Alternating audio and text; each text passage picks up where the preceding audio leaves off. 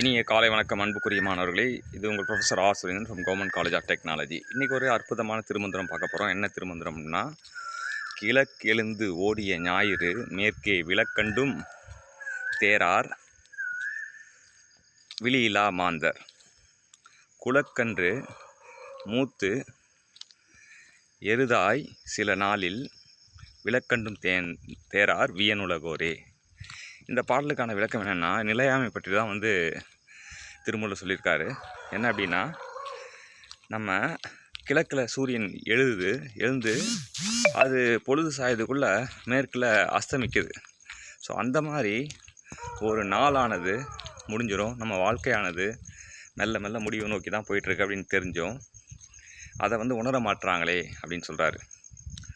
என்ன சொல்கிறது, இவங்கெல்லாம் விழி இல்லாத மாந்தராயிட்டாங்களே அப்படின்னு வருத்தப்படுறார். அதுக்கப்புறம் ஒரு சின்னதாக ஒரு குட்டி குழந்தையாக இருக்க இது எருதா சில நாளில் எருதா மாறி அதுக்கப்புறம் அது இதுவாகிடுது.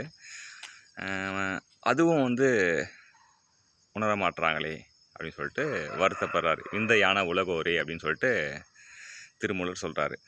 எனவே அன்புக்குரிய மாணவர்களே, நம்ம வாழ்க்கை நிலையானது இல்லை.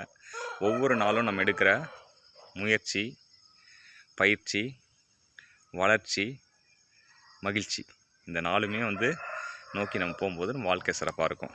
வாழ்த்துக்கள் சாம்பியன்ஸ்.